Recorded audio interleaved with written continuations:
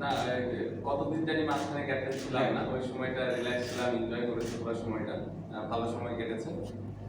রিজাইনটা এর আগেও বলেছিলাম, বাট আমার কাছে মনে হয়েছে যে ক্রিকেট বোর্ড যেভাবে আমার সাথে কমিউনিকেট করেছে, তারপরে সবার সাথে সুন্দর একটা হেলদি কনভারসেশন হয়েছে।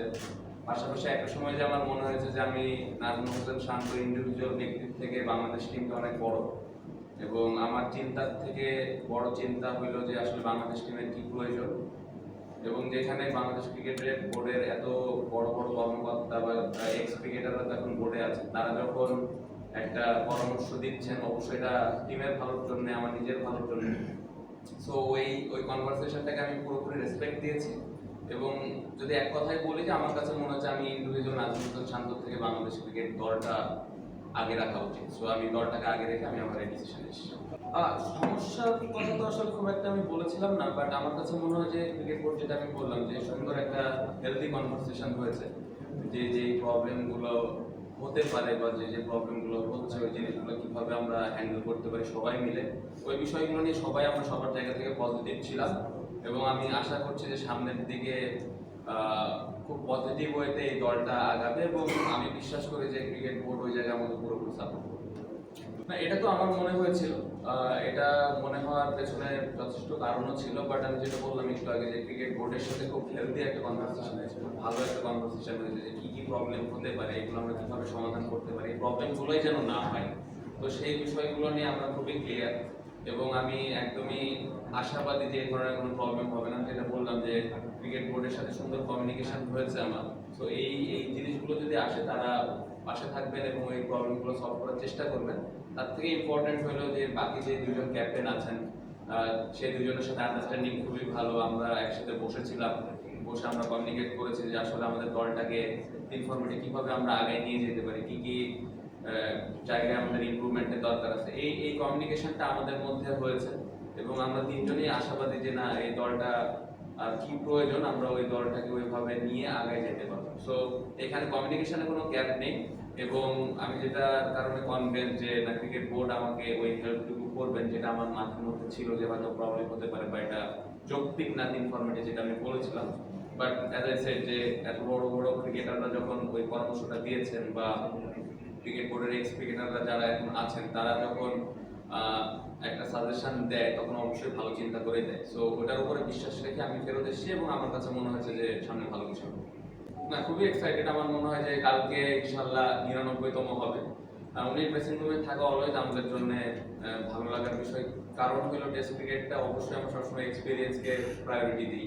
সো ওনার এত বছরের একটা ক্যারিয়ার, এটা আমাদের অনেক হেল্প করে। ওনার এক্সপিরিয়েন্সটা আসলে ক্রাঞ্চ মোমেন্টে কিভাবে ওই প্রেশারগুলো হ্যান্ডেল করা লাগে, এই বিষয়গুলো সবসময় আলাপ আলোচনা হয়। সো খুবই এক্সাইটেড, এবং আমি পার্সোনালি এই দুইটা টেস্ট ম্যাচ সেলিব্রেট করতে চাই, এনজয় করতে চাই, সবাই মিলে একসাথে পুরো দিনটা এনজয় করবো। স্পেশালি 100তমটা যদি উনি সুস্থভাবে খেলতে পারে, তাহলে ওই 5টা দিন আমরা সবাই মিলে সেলিব্রেট করবো, এবং পুরো দিনটা 5টা দিন খুব ভালোভাবে এনজয় করতেছি। সো খুবই আশাবাদী ইনশাআল্লাহ উনি সুস্থভাবে দুটো টেস্ট ম্যাচ খেলবেন।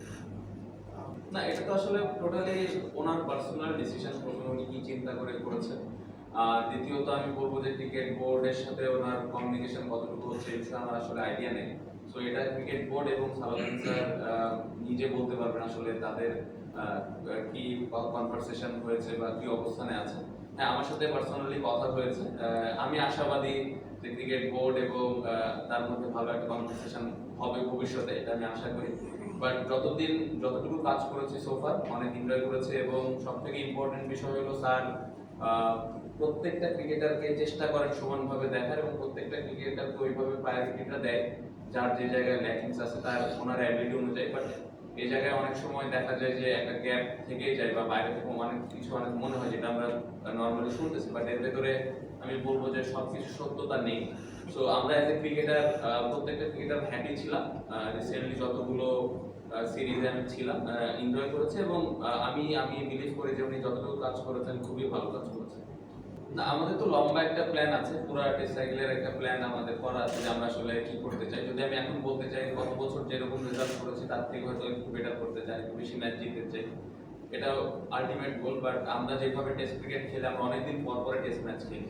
সো ইম্পর্টেন্ট হলো এই দুইটা ম্যাচ আমরা কিভাবে কত ভালো ক্রিকেট খেলতেছি, কারণ আপনি যদি দেখেন নেক্সট টেস্ট ম্যাচ আবার এপ্রিল, আমি যতটুকু আমার মনে পড়ে। সো ইম্পর্টেন্ট হলো এই নেক্সট ম্যাচটা আমরা কত ভালো ক্রিকেট খেলি, দেন তারপরে ম্যাচটা কত ভালো ক্রিকেট খেলি। সো আমরা যদি এভাবে আগাই তাহলে একটা সময় দেখা যাবে যে এই সাইকেল শেষে আমরা কতগুলো ম্যাচ জিততে পেরেছি বা কি অবস্থানে ছিলাম। সো প্ল্যানটা এরকমই, আমাদের আলটিমেট একটা গোল আছে, বাট আমি প্রায়োরিটি দিচ্ছি এখন আপাতত এই দুইটা টেস্ট। আমি ওভারঅল যদি বলি খুব ইম্পর্টেন্ট, আমাদের বোলিং অ্যাটাকটা কিন্তু সুন্দর সেটেল আছে এবং ওরা কিন্তু আমাদেরকে 20 উইকেট করে নিয়ে দিচ্ছে এখন আপনি যদি দেখেন। সো ইম্পর্টেন্ট হবে এই যে টোটাল 16টা ম্যাচ আছে ফেব্রুয়ারি পর্যন্ত, লাস্ট ম্যাচ 2027-এ, এইখানে আমরা অ্যাজ এ ব্যাটিং ইউনিট কত ভালো ক্রিকেট খেলতেছি, একটা এভারেজ স্কোর, কত ভালো একটা স্কোর আমরা ফার্স্ট ইনিংসে দাঁড় করাইতে পারি, বা কতগুলো 100 আমরা অ্যাজ এ টিম হিসেবে প্রতি ইনিংসে করতেছি, এই বিষয়গুলো আমার লক্ষ্য থাকবে এবং টার্গেট, যেটা আমি বললাম একটু আগে যে ওই গোলটা ওইভাবে সেট করা।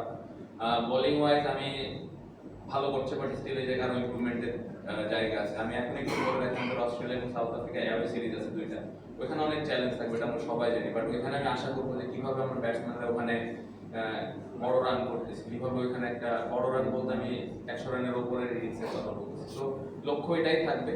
আর একটা ভালো কোশ্চেন করছেন, সেটা হলো যে টেস্ট ক্রিকেটটা আসলে ওরকম আগায় না, এটার পেছনে আমি মনে করি যে আমাদের তো পুরোটাই দোষ যে আমরা অত ভালোভাবে দলটাকে আগে নিয়ে যেতে পারি, এটা আমাদের ফল্ট সবার আগে। বাট পাশাপাশি আমি বলবো যে এখানে আপনাদেরও একটু দায়িত্ব নিতে হবে যে সবসময় আপনারা হোয়াইট বল নিয়ে অনেক কথা বলেন, হোয়াইট বলে কেউ 50 করলে 100 করলে অনেক কথাবার্তা হয়, অনেক ভাইরাল হয়ে যেত, বাট কেউ এখানে টেস্ট ক্রিকেটে কেউ যদি 3 উইকেট নেয় বা 100 করে বা 200 করে, ওটা নিয়ে খুব বেশি কথাবার্তা কিন্তু সোশ্যাল মিডিয়ায় হয় না।